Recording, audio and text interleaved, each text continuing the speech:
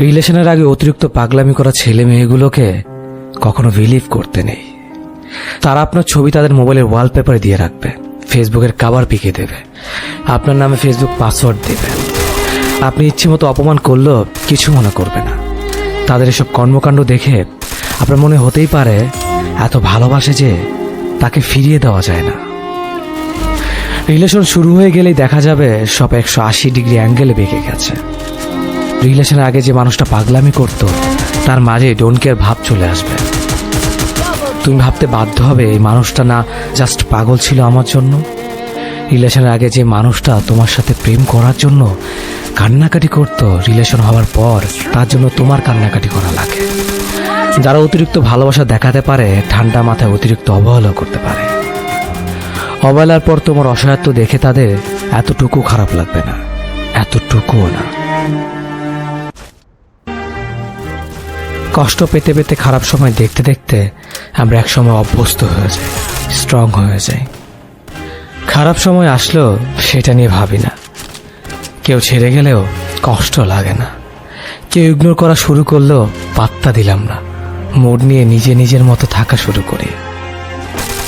আমাদের খারাপ সময়গুলো আমাদের প্রচণ্ড কষ্ট দিলেও এই সময়গুলোর প্রতি কৃতজ্ঞ আমরা।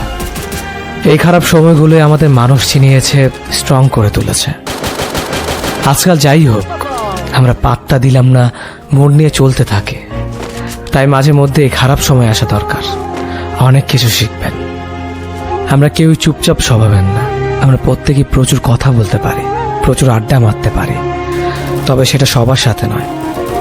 এমন অনেক মানুষই আছে প্রায় সবার থেকেই শুনে, তুমি এত চুপচাপ থাকো কেন, তুমি কথা কম বলো কেন। এসব কম কথা বলা মানুষরাও প্রচুর বকবক করতে পারে। শুধু সেসব শোনার জন্য বিশেষ মানুষ হতে হয়। সেই সব বিশেষ মানুষটাই হয় কথা ফেলার ডাক বক্স। সে কথা ফেলার ডাক বক্সে আমরা সারাদিন আমাদের প্রয়োজনীয় অপ্রয়োজনীয় সব টাইপের কথা ফেলি। এই কথা ফেলার ডাক বক্স সবার থাকে না। যার থাকে সে সারাদিন বকবক করে, আর যার থাকে না সে চুপচাপ থাকে। সবাইকে তো আর সব বলা যায় না।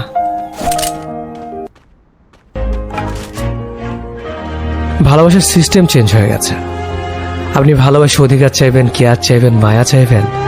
মানুষটা অন্য কারোর সাথে আপনার মতো করে মিশলে বিরক্ত হবেন, মন খারাপ করবেন, জেলাস ফিল করবেন। এসব করা যাবে না। যদি করেন তবে আপনি টক্সিক মানুষ। এ যুগে তো চাওয়া পাওয়া থাকতে নেই। সে তার মতো থাকবে, আপনি আপনার মতো থাকবেন। মাঝে মধ্যে মন পড়লে মেসেজ দিবেন, ইয়ো কি অবস্থা, হঠাৎ মনে পড়ল। এর বেশি কিছু না। এক্সপেকটেশন কমান, মনে রাখবেন। প্রেম করে এটা পেলাম না, ওটা পেলাম না, এসব হিসাব করা যাবে না। প্রেমে অংশগ্রহণ করাটাই তো বড় বিষয়। সো চিল ব্রো। সে খুব ভালো ছিল। আমার ব্যর্থতা আমি তাকে আগলে রাখতে পারলাম। আমি কেমন ভালোবাসলাম তাকে, তার ভালো খারাপ আমি মানতে পারলাম না। ছি, আমার নিজের প্রতি নিজের রাগ হয়। তার ভালো খারাপ ভালো লাগা যদি আমি মেনে নিতাম, ইস, তাকেও আগলে রাখা যেত। আমি কেমন প্রেমিক ছিলাম, কখনো তার ভালো লাগার মূল্যই দিইনি। তার ভালো লাগতো কি জানেন? তার ভালো লাগতো আমি ছাড়া আরো অনেকের সাথে কথা বলতে। তার ভালো লাগতো আমাকে অপেক্ষা করিয়ে অন্যের সাথে কথা বলা।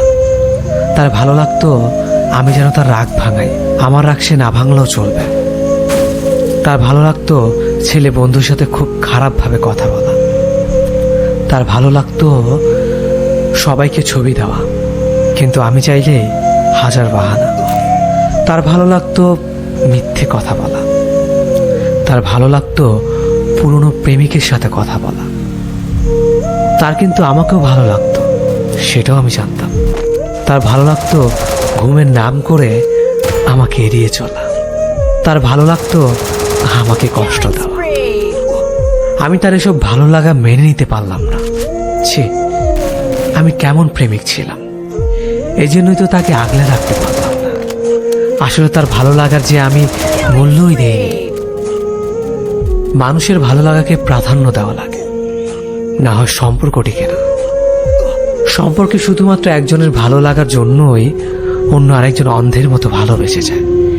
হারিয়ে ফেলেছি আমি আমার ভালোবাসাকে। সত্যি সে ভালো ছিল। আপনি যে মানুষটার কথা ভেবে সারা রাত না ঘুমে কাটিয়ে দেন, সে মানুষটা হয়তো অন্য কাউকে ঘুম পাড়ানি গান বলে ঘুম পাড়িয়ে দেয়। আপনি যে মানুষটার জন্য সারাদিন না খেয়ে নিজেকে কষ্ট দেন, সে মানুষটা হয়তো ঠিকই নিয়ম করে 3 বেলা খেয়ে নিচ্ছে। আপনি যে মানুষটার সাথে কথা বলার জন্য সারাদিন ছটপট